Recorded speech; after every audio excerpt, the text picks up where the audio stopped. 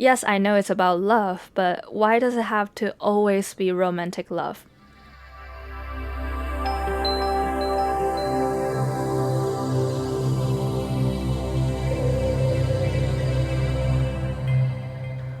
Welcome back to MidnightO2 Season 3, Episode 8. This is your host, Amy.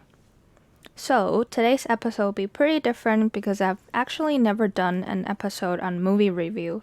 I just finished watching a movie. It's called Seeking a Friend for the End of the World. So, it was a movie released back in June 22nd, 2012, and the director was Lorene Scafaria. And here's a fair warning, if you have not yet watched this movie, skip this episode of my podcast and come back to this later, because I'll be talking about some details of this movie and spoilers alert. Okay, so this movie is about an asteroid that's going to hit the Earth in this kind of movie scenario in less than a month, and people are pretty much quitting their jobs, doing whatever they like. It's the end of the world for every single one of them in this movie. And we have this character that is like mild-mannered insurance salesman. His name is Dodge, played by Steve Carell. And we get this kind of the first scene. His wife left him after hearing the news. The wife Linda never showed up ever again in the movie. And then he met this girl, which is his younger neighbor, named Penny, played by Keira Knightley. And I thought the chemistry between the characters are amazing, but we'll get into it as I talk about it. Okay, so I actually came across of this movie from seeing a friend's post, and there were just few lines that caught my attention between the characters speaking, and we'll get into that in a bit. So, I picked this movie and I watched it with my boyfriend in the middle of lockdown. That we're still in after a year, but I hope everything's getting better. So lately the cases increased in Taiwan, and I hope everyone will be okay, praying for that. So here comes to what I thought about the movie. I just literally finished watching this movie like 10 minutes ago. So before I forget, I wrote things down. First, I will go on talking about the good things I liked about a movie, and then there are 4 parts of it. The first is the conversation, second is the character setting, third is topic matters, and fourth is the production design and the music. So starting from the first, I think what really got me with this movie was the conversation. I kept on going back to this specific conversation that the both characters are having. It was when Dodge and Penny were at Olivia's house, and they were by the fireside, and they started talking about their past and what they want to do when they go back to their family or try to find the ones that they thought they would be finding. And the looks and the characters just worked so well with the conversation. I screenshotted the conversation that really got me. It was when Penny said, "There's a reason that opposites are supposed to attract." And she said, "I'm the result of 2 romantics getting together. I'm totally screwed." And I paused that and I was just like, oh my god, that is so true. Maybe it doesn't mean much to you, but for me, it just kind of stuck with me. The reason that 2 opposites are supposed to attract is she's saying it not looking into the eyes of Dodge. She was putting her arms on the dining table and kind of shying away from Dodge's stare. And the way Dodge looked into her eyes, that's when I knew that Dodge fell in love with her. I gotta say, this character's build up and setting, everything was really nice. It was latter half of the movie, in which will lead to my second point, which is their character setting. I thought it was very successful how both we get involved with both of their lives, Penny's life and Dodge's life. We see how the age gap in between them, but it brings different perspectives. In the beginning of the movie, as an audience, you see how Dodge still went to work and he picked up all the phone calls as he works as a salesman in an insurance company. I thought the setting was brilliant. How his name is Dodge and he works as an insurance company salesman. and he's trying to give insurance and to different clients, and he's answering the phone calls, be like, oh, I'm sorry, this does not compensate that, and this does not work. And you see people just quitting their jobs and their files and messy papers everywhere on the floor, and he was just there still picking up the phone calls. I thought the scenes were really nice, and we kind of understand where this character is coming from. And then you get this, the first scene that we see Penny entering in this movie was when we know she lives downstairs, and she walked out from like a fight with whoever she was living with. I think it's her boyfriend slash roommate or ex-boyfriend, let's say.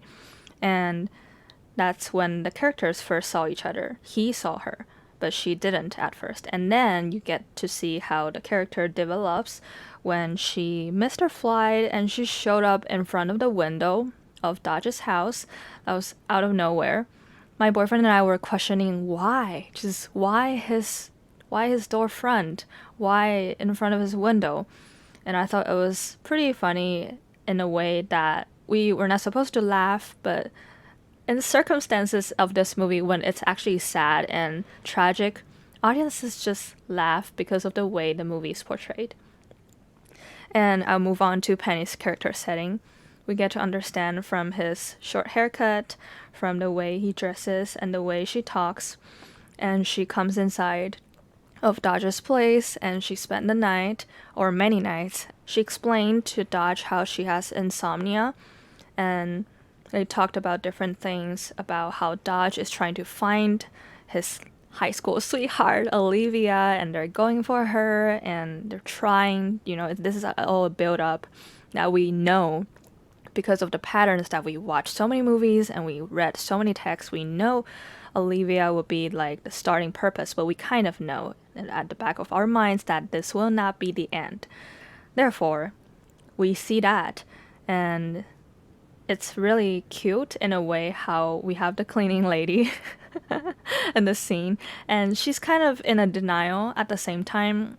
A cute character to have in a movie that is so dark in a way like this, where everybody is dying, everybody has to die because the earth will explode in this specific extreme setting, and we get all different kind of characters like this, and the chemistry in between Dodge and Penny are just so well done, and the atmosphere between them, the eye stare, the conversations, and I thought it made a lot of sense. I was wondering why the director and the screenwriter wanted to emphasize on the fact that she had insomnia, and you could tell that she's a girl with stories, and she is also emotional and feeling based, and she has all her feelings out. And Dodge standing next to her just kind of looks mundane. she just shines next to Dodge, and she's something that Dodge never really had. It worked really well in the conversations. One of the conversation was like this. Penny asked Dodge, was she the one that got away? And Dodge said, oh, she was the first that got away. And later on, we kind of get the same reference where Dodge asked Penny, who was it that got away? Kind of something around this conversation. And they talked about their past and revolving this idea of it doesn't matter anymore because we're all at the end of this and we should be with whoever we want to be with and speak and find out and go be with that someone. And that's why this cute cleaning lady just always sticks around, be like, hey Dodge, I'll see you next week. It's just very sweet and cute, at the same time a little bit dark. Maybe I was just thinking she had nobody to be with. She doesn't want to be with her family. She has nobody. But those just happen in my head. I'm not sure if that's how someone else would have viewed it, but that's what I was thinking when Dodge was like, are you kidding me? Like, why are you still here? Why are you still cleaning my house? And, she just kind of smiled and be like, oh, are you firing me? Like, are you fighting with me? And she just be like, okay, if not, I'll see you next week. Like, I don't know if she's trying to pretend like nothing happens or what, but all the characters in this movie are very lovely. And even if we watch so many movies about the end of the world material, we would still want to go on knowing what's going to happen because we expect and we relate with the characters. No matter if it's Dodge, who's just trying to live a stable life and then finds out afterwards that his wife, ex-wife, let's say, Linda actually cheated on him. He found out really late. And I thought there's another adorable character that we have to talk about. It's a dog. And then he named the dog Sorry. It's, oh my gosh, how could someone ever abandon a dog like that? It's one of the scenes where I was like, okay, that was a really fair connection and makes sense. At the end of the world, and there's this kind of mixed, fluffy dog always wagging his tail around. It was when Dodge tried to commit suicide in the middle of nowhere. I think it was in a park, I think. And he woke up, he didn't die. There was sunshine, and there was like a paper with a stone pressed on his chest that says sorry. And we know immediately that someone abandoned the dog, and you see that the camera switches to the dog wagging the tail. And as a human being, you just think, how does a dog have a concept in which the world will end? You know, the dogs don't understand, cats don't understand. And we kind of just be like, oh, does this bring Dodge to the another phase where in which he would try to live on because he has to take care of the dog? We know someone like him, he wants a stable job and a stable marriage, something stable in the life that we kind of see him starting out with. Won't leave the dog like that. You know, he holds the dog everywhere, and next scene, yeah, we are right. We see him microwaving the food for the dog and taking care of the dog, and he named the dog like Sorry. That is just really cute. Yeah, you see in the movie that everybody will die and the dog's name is Sorry. And I thought it was pretty cool how there are a lot of dark scenes in here, but as an audience, every emotions and feelings work well with the character setting, just made us want to laugh sometimes. There are like laughters and crying. They're just different kind of things mixed together. And that's also one of the problems in which I will go on in a bit. But I think that ties in with my third point, which is the topic matters. I think the material is not new. We all watch movies that, you know, say the characters are going to die or either that or the world will end. But here we have this kind of weird relationship between Dodge and Penny and the world around them. And they just escape through many things into another escape in which they thought they were going somewhere, but they were already in it. Right, just let that sink in.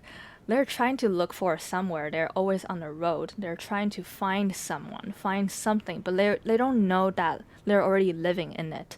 That's kind of what I got out of, because the world is ending and doesn't matter where you go, and you see how the characters, the side characters, for example, like policeman and Penny's ex-boyfriend, they all had different expectations and they all reacted differently in the movie. And I think that's what exactly what happened. And I thought the topic matters made obvious. I think the director made it really clear how in the beginning of the movie, whatever you imagine could have happened. You get this party scenes where a kind of family, they kind of, you know, kind of talked BS to each other, and you have really weird and of course crazy characters. The man that is always drunk, Dodge's friend in a party, be like, I sleep with different women every single day, they don't care about getting pregnant, it doesn't matter anymore.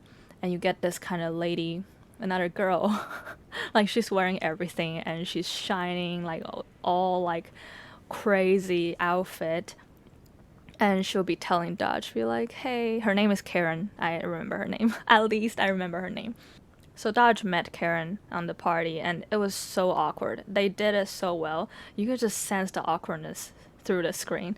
Karen was the girl who dressed everything on her, and she said, oh, these are the things that I don't wear normally, but these are the things I was always kind of afraid to wear. This is her underline, but she didn't say it. But as an audience, we get that. We felt that.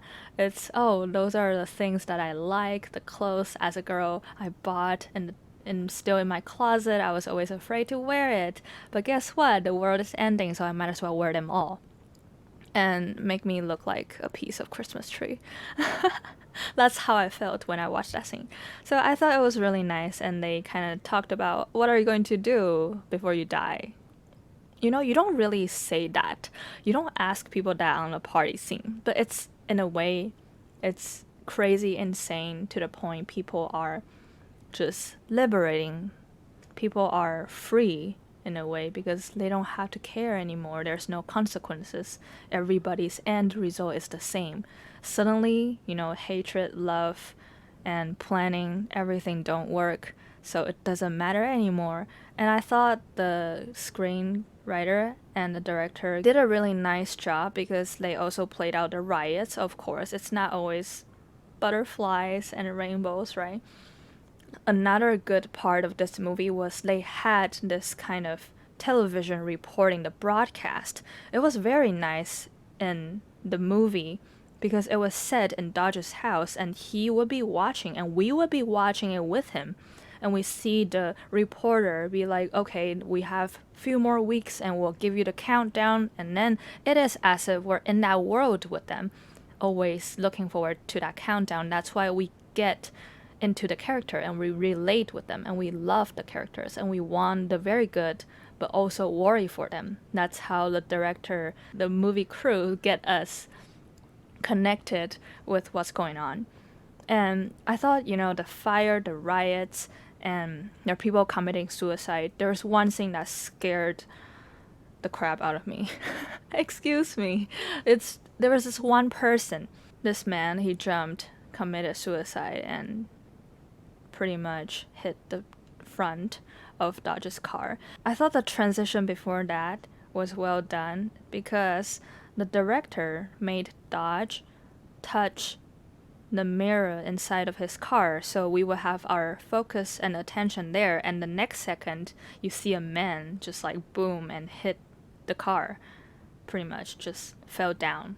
And we are in Dodge's perspective, we're like, oh my gosh, but it's like, of course, the world is ending. Some people don't want to wait until the last moment, and this is why it happens. And it's almost normalize it in a way, and we know it's dark, but we cannot help it.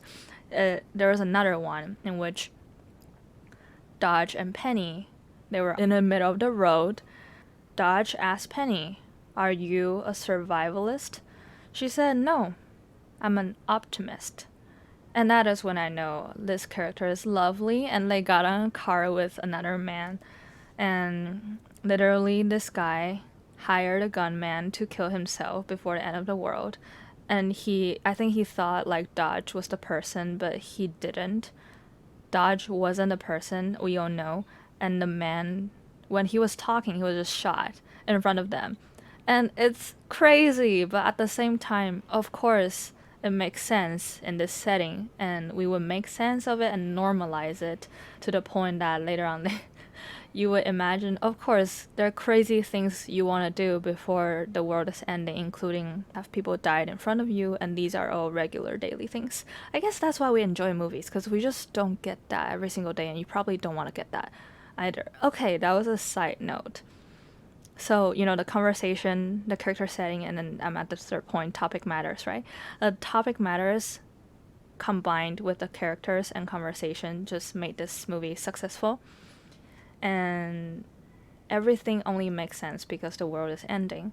And no matter how insane, how messed up it is, we're always going to normalize it and think that what else could I do if I were in their shoes, what I would have done. Okay, so here's my fourth point. The production design and music are really well made, and they're so well timed. Let's put it that way. I realized the production design was really cool. First of all, how I mentioned that Penny first entered Dodge's life from a window, and that's how Dodge enters Penny's apartment too, with him holding the dog. And enter into Penny's apartment.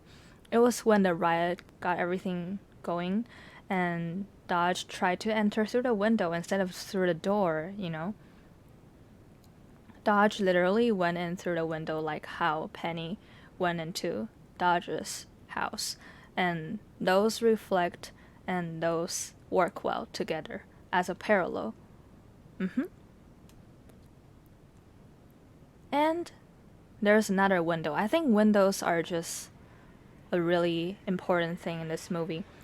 You see how two characters drive when they finally reach the destination, which is Dodge's sweetheart, high school girlfriend Olivia's house. You see there's so many windows of the houses, and Dodge also mentioned that he was just dreamed of staring at a window.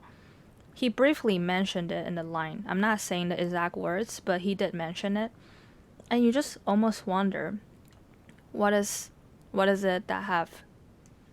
You almost wonder what it means, or you don't want to overread it, but as an audience, I feel like as a writer, I would just imagine what the screenwriter was trying to do here.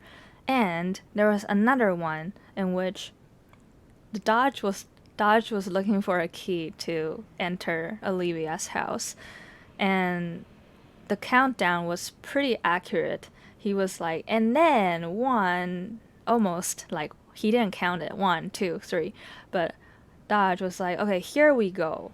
And I think he was about to grab the key, and you hear this window cracks, in which Penny's personality, she just punched through the window and unlocked the door. It was a side, little, tiny plot. It's a small thing in the movie, but I thought it was memorable to me. And I wanted to talk about the production design because I don't know much about it, but ever since I started watching and reading things about it, I realized a production design means so much to the character building and the atmosphere and the signs that we're trying to get, and how we build up this character's backstory in our head, and how we make sense of who they are, what they love, and if they're out of character or what, the things that they say, the actions that they take. So the first production design I realized was the color scheme in Penny's house. You see how she's not overly pinkish. She doesn't have a lot of plushies around, and yet she's the girl that runs away with the records. And you see in her house, she always uses darker wallpaper in the entrance of the doorway when she talked to Dodge, and there was also a focus on the kitchen later on, in which she mentioned in Olivia's house she has the same wallpaper. She pointed that out. It was just a very cute, charming part of her, and the things in her room and her apartment was a little bit dark at the same time. There was a poster that says keep calm and carry on, and I thought it was a really cute thing at the same time a lot of teenagers will have. And there's always that time of a period in which girls and boys were into that, and you see there's like huge posters framed, and you would imagine she probably is the type of girl who would go to a second bookstore, and she had a whole collection of the vinyl records, and in which she talked about she stole one from her dad. And that was also where I'm going to talk about a little bit of the background music. She's the girl that decides to take vinyl record before leaving everything behind, and you know how charming this character would be. My favorite part of this movie was the fireside chat in Olivia's house when Dodge and Penny just sat across the table, sat next to each other, and they were eating Penny's food. They started talking about all the past, and that's when everything ties in together so well. The music played during the conversation was from a vinyl record. The song's title is This Guy's in Love with You. For audiences at that time, I didn't know the title of the song, but I could tell from Dodge's eyes. But now that I went back and I looked it up, it totally matched the production design in the middle of the house, as well as the music, the characters, the conversations, the time frame. Everything worked perfectly together. That's why the scene was memorable to me. And another scene that made a longer impact in the movie is probably the last ending scene. It's when they were on the bed together. They just stared into each other. And this is what they said. I'm going to read the lines. Penny said, I wish we met each other a long time ago when we were kids. Dodge replied it couldn't have happened any other way. It had to happen now. Penny said, but it isn't enough time. Dodge replied it never would have been. I thought that was a really wonderful way to end the movie, ending at the conversation, and it just lingered, and you see the flashlight, you actually hear the bombs, you hear the explosion happening in the background. The director does not shy away from that. They don't remove that. You still get the reality, but you also get different expectations, but you also get different problems and things in the movie. So it is satisfying and realistic. It's in a combination of wonderful happiness and depressing sadness. It's in the middle ground of that. So this movie kind of brings you all. However, there are things about this movie that I wasn't really satisfied with. For example, the first one would be the problem of pacing. So my boyfriend and I were talking about how Dodge went to find Olivia's new address, and the director purposely skipped that scene. They didn't film Olivia, they didn't film the letter, they didn't film Dodge drop the letter in front of Olivia's house. Instead, the camera focused on Penny's reactions and the dog instead, because they're the main characters, of course.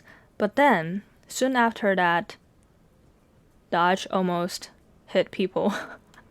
Because guys, keep your eyes on the road, okay?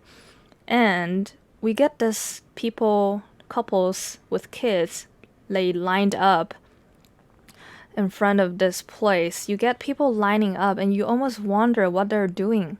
Where are they going? And you see people lining up next to the beach, and you see they're being hugged and blessed, and you realized, oh, I think this is kind of like a ceremony thing. And then suddenly they just held hands and Dodge and Penny kissed, and my boyfriend and I were like, wait, what? I think we almost thought it was like a dream. It was almost like a what if, but there's no what if in this movie. You know, in some other movies that are in romantic genres, you kind of expect the what ifs. It's always the what ifs that make the movie so satisfying. But this movie did it all. There's no what if. They just held hands, they kissed, and they're happy on the beach for this kind of one single lasting moment. But my boyfriend and I thought these were kind of out of characters instead. It happened too fast. You know, like the night before, he was probably thinking, we kind of get that, the director wanted us to know. They didn't sleep in the same room in Olivia's place. Dodge was touching the letter of his name, probably written by Olivia when they were young, on the wall. And you get Penny in a different room, going through a yearbook of, oh, this is a younger Dodge, so charming. You get that, and you already know they're madly in love, kind of, with each other. And you see it from the characters acting, through their eyes, and how Penny was trying to be okay, be like, okay, let's visit Olivia the next day morning, we'll do it. And you see her hiding her sadness through her smile. She did a good job. Keira Knightley did a good job portraying this character. Without that, we wouldn't have known. I think it was just really hard, but you also get the stare in Dodge's eyes that you know he loves her. But in a circumstance like this, everybody would love this person. Do you see what I mean? If you were in Dodge's perspective or in Penny's perspective, you meet someone like this, you would definitely fall in love with that someone because the world is ending, and why not? So a part of me wish this would have just stayed at friendship level. I wish the movie had stayed in the friendship part longer than turning everything into romantic love. I don't like the formula of extreme in which the world is ending, everybody has to die, and then you have to love. Yes, I know it's about love, but why does it have to always be romantic love? So I thought it would have been really interesting if they just kind of stayed as friends who understand each other through this beautiful life journey. I thought it would be also satisfying that way. I don't know how most of the audiences would have reacted, because the title of the movie is literally called Seeking a Friend for the End of the World. And no, you're not seeking a friend. You are falling in love with a friend for the end of the world because the world is crashing.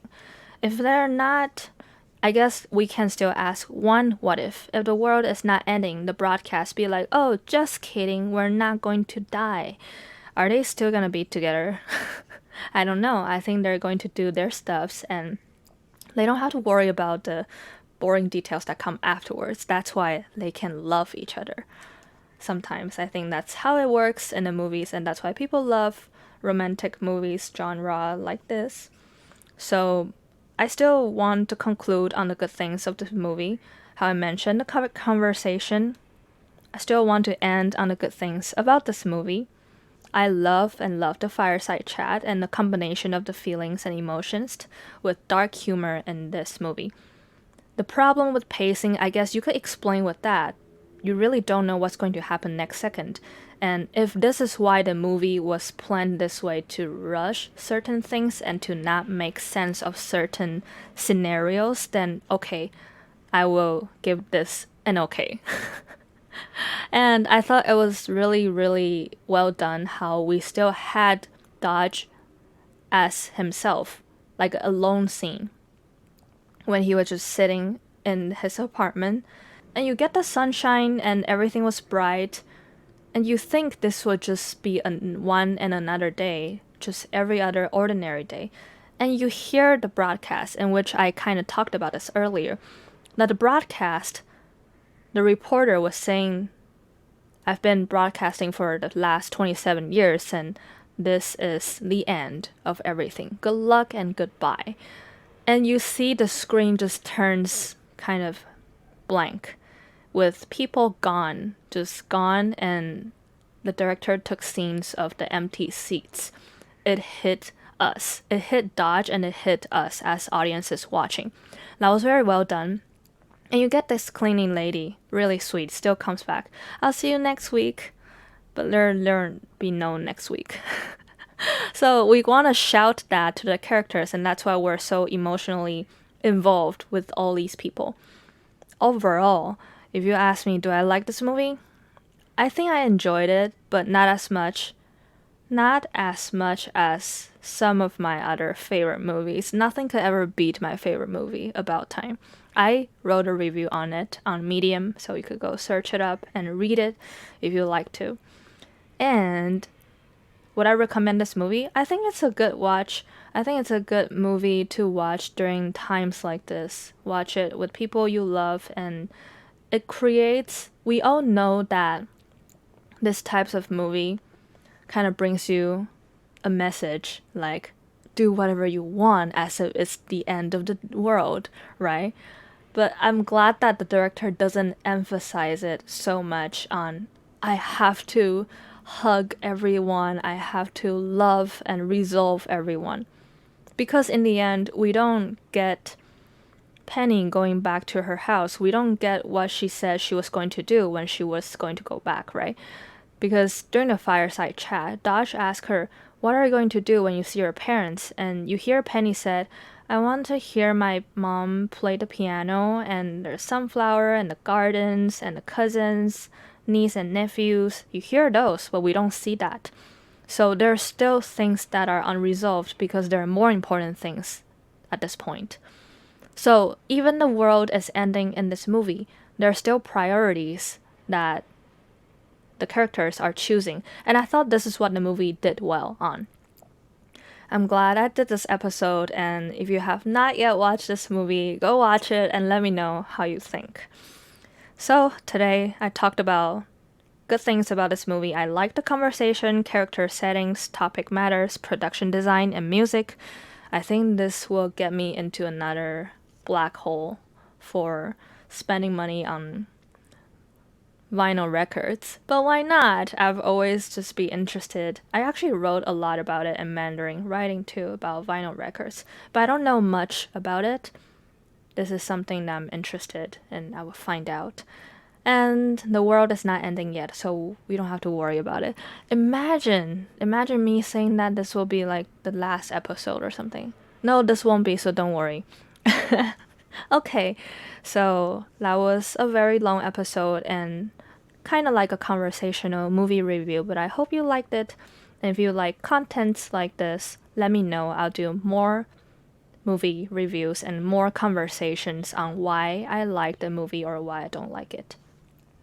So far, I think I would give this movie like a 7.1 out of 10. That is my rating for this movie. Again, if you have anything that you want to share with me, feel free to email me or DM me at ahcpoetry.